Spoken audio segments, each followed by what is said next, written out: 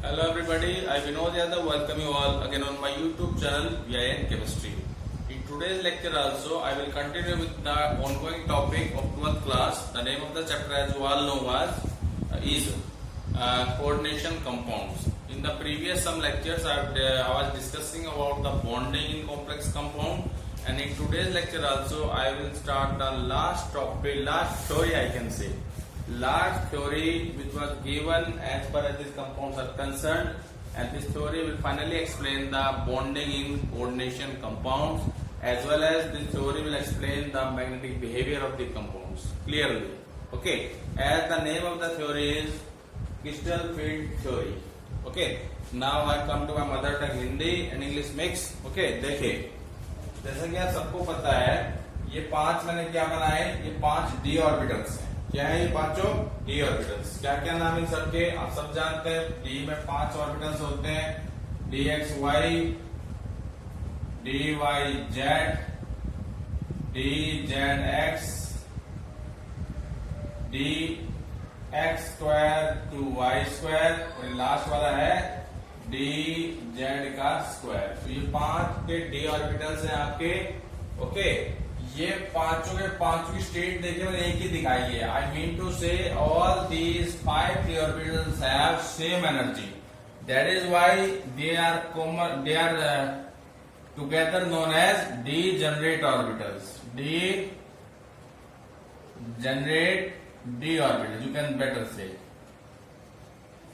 Okay, अब जब ligands इनको अप्रोच करते हैं, लिगेंड जब इनको अप्रोच करते हैं in order to make a complex compound, तो इनके पास भी इलेक्ट्रॉन्स हैं और लिगेंड के पास भी इलेक्ट्रॉन्स हैं. इलेक्ट्रॉन के आने से क्या रिपल्शन होता है, क्या होता है, रिपल्शन होता है. उसी रिपल्शन की वजह से जो इनकी एनर्जी का लेवल सपोज पहले यहाँ पे था, उनका लेवल बढ़ जाता है. लेकिन अभी भी पांचों डिजनरेट ही हैं. ओके, लेकिन फाइनली क्या होता है, जब लिगेंड प्रॉपर इनके साथ बॉन्ड बनाने की स्थिति में आ जाता है, उस दौरान क्या होता है, ये जो 5 d ऑर्बिटल्स हैं, ये 2 अलग अलग सेट्स में बढ़ जाते हैं.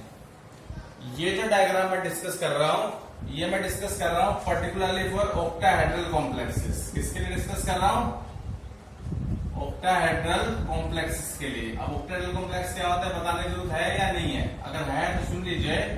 वो कॉम्प्लेक्स जिनके सेंट्रल एटम के सराउंड में 6 लिगेंड्स लगे हुए हैं, तो they are known as octahedral complex. Okay, तो होता क्या, देखो ये जो स्टार्टिंग के जो 3 ऑर्बिटल थे, मैंने सर्कल किया है, dxy, dyz, dzx.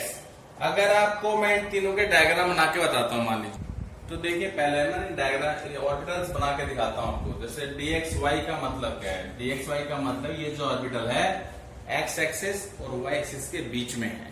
तो जैसे एग्जांपल देखिए यहाँ पे जिसको बनाते हैं, सपोज करा ये मैंने मान ली x एक्सिस, ये मैंने मान ली y एक्सिस, और यहाँ पे है मेरा z एक्सिस. आप सबको पता है z ऐसे नहीं होता, z ऐसे सामने को निकला होता है, आधा पीछे को होता है, क्योंकि बोर्ड 2 डायमेंशनल है इसलिए ऐसा बनाया हुआ है. क्लियर हो गया आपको?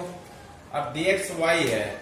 अब देखो आप सबको पता है जो d ऑर्बिटल होते हैं 4 लोब्स होते हैं. कितने लोब्स होते हैं? 4 लोब्स. ठीक है, तो आपके लिए इजी थोड़ा और करता हूं, क्योंकि मेरे को जेड का इस्तेमाल ही नहीं करना है, तो मैं जेड को हटा ही देता हूं यहां से. क्लियर है? Okay okay. अब एक्स वाई का मतलब है इसके जो 4 लोब है एक्स और वाई के बीच में है वो. तो देखो अगर ये एक्स वाई है तो आप लोग यहाँ, आप यहाँ एक्स है तो एक्स डैश है, वाई है तो वाई डैश है. ठीक है, तो जब ये एक्स वाई है तो ये तो एक्स वाई है, तो इसका दूसरा लोब इस साइड है. ये आपका dxy ऑर्बिटल. ऐसे ही dyz भी होता है. आप यूं करो, देखो मान लो dyz में हमें z की जरूरत नहीं है, तो मैं इसको z मान लेता हूं. तो ये हो गया मेरा dyz, और अगला है मेरा dzx. तो z है तो इसको मैं x मान लेता हूं, मान लीजिए, या फिर इसको x मान लीजिए और इसको आप z मान लीजिए, और ये z डैश और ये x डैश. ये आपका तीसरा ऑर्बिटल है. इन तीनों ऑर्बिटल्स में आपने क्या देखा, जो ऑर्बिटल है जिसमें इलेक्ट्रॉन्स हैं, they are present in between the axis. इन तीनों के पास और इसी वजह से क्या होता है, इन तीनों का जो एनर्जी लेवल है इससे तो ऊपर है, क्लियर हो गया, लेकिन ओवरऑल क्या है, इसके बीच में गैप है। गैप क्यों है, पहले तो इन पांचों का एनर्जी एक ही था, अब यहाँ पे अलग अलग एनर्जी में आ गए, मतलब इन तीनों का तो एनर्जी लेवल कम है और इन दोनों का एनर्जी लेवल ज्यादा है। अब इन तीनों का कम इसीलिए है कि जो लिगेंड अप्रोच कर रहा है ऑक्टाहेड्रल सिमेट्रिकल फील्ड में, वो प्रॉपरली इनसे टक्कर नहीं होती, मतलब प्रॉपर रिपल्शन नहीं हो रही इनके बीच में। उस प्रॉपर रिपल्शन ना होने की वजह से इनकी एनर्जी कम दिखाई गई है और इनको ऑक्टाहेड्रल फील्ड में इनको बोला गया है T2G ऑर्बिटल्स। कौन से ऑर्बिटल्स हैं, T2G ऑर्बिटल्स, तीनों के तीनों। और क्योंकि अब इनकी अगर मैं बात करता हूं, मान लो इसको ले लेता हूं dx2y2 को, तो देखो बेटा यहाँ पे भाई ये एक और एक्सिस बनाई मैंने, दो एक्सिस ले लेते हैं, x और y, ये x डैश ये y डैश। अब x² to y² का मतलब है चारों के चारों लॉब, एक तो है x एक्सिस के ऊपर, एक है y एक्सिस के ऊपर, थोड़ा बड़ा भी बना सकते हैं। तो this orbital represent dx² to y²। Okay, अब देखो इन पे फर्क देखो जरा, ये जो ऑर्बिटल्स थे ये तो एक्सिस के बीच में थे और ये जो ऑर्बिटल्स है एक्सिस के ऊपर है और लिगेंड एक्सिस के ऊपर ही आ रहा है। एक्सिस के ऊपर जब लिगेंड आ रहा था रिपल्शन होगी ज्यादा, वो ज्यादा रिपल्शन की वजह से जो दो ऑर्बिटल्स है dx² to y² और dz², इनकी एनर्जी काफी ऊपर चली जाती है। काफी ऊपर का मतलब मेरा मतलब इनसे ऊपर चली जाती है, T2G वालों से ज्यादा एनर्जी इनकी, और इनके बीच में जो एनर्जी गैप है उसे हम कहते हैं, ये जो एनर्जी गैप है इसको हम डेल्टा नॉट से प्रेजेंट करते हैं, इसे प्रेजेंट करते हैं डेल्टा नॉट से, और इसे हम कहते हैं क्रिस्टल फील्ड स्प्लिटिंग एनर्जी। क्या कहते हैं, क्रिस्टल फील्ड स्प्लिटिंग एनर्जी। तो ये जो स्प्लिटिंग मैंने आपको बताई है, ये बताइए ऑक्टाहेड्रल कॉम्प्लेक्स के केस में, ये डायग्राम। अगर मान लीजिए आपके एग्जाम में कोई क्वेश्चन बताऊं, क्वेश्चन कैसे आएंगे, अगर मान लीजिए आपसे कहता है ऑक्टाहेड्रल नहीं, आपको टेट्राहेड्रल कॉम्प्लेक्स में बताना है, टेट्राहेड्रल कॉम्प्लेक्स में बताना है क्रिस्टल फील्ड स्प्लिटिंग, तो कुछ नहीं करना, केवल क्या है उल्टा कर देना है। T2G तो जाएंगे ऊपर और EG आएंगे नीचे, T2G तो जाएंगे ऊपर और EG आ जाएंगे नीचे, मतलब दो जो ऑर्बिटल थे ना ये वाले, कौन कौन से, dz² और dx² to y², इनको तो बनाना नीचे, और जो थे अपने T2G इन्हें बनाना है ऊपर। ओके, समझ गए होंगे मेरी बात, क्योंकि टेट्राहेड्रल की फील्ड में जो लिगेंड अप्रोच करते हैं T2G को, वो सीधा आकर के इनसे टक्कर मारते हैं। ओके, इस वजह से रिपल्शन ज्यादा हो जाती है और इसी वजह से इन तीनों की एनर्जी ज्यादा हो जाती है, यहाँ अप्रोच कर नहीं पाते लिगेंड, जिसकी वजह से EG की एनर्जी इनके मुकाबले कम रहती है। किस केस में, इस केस में टेट्राहेड्रल कॉम्प्लेक्स के बीच में। अब मैं बताता हूं जो डेल्टा नोट की जो वैल्यू आएगी, मतलब किसकी कम होगी किस केस में ज्यादा होगी, वो डिपेंड करता है टाइप ऑफ लिगेंड के ऊपर, टाइप ऑफ लिगेंड के ऊपर।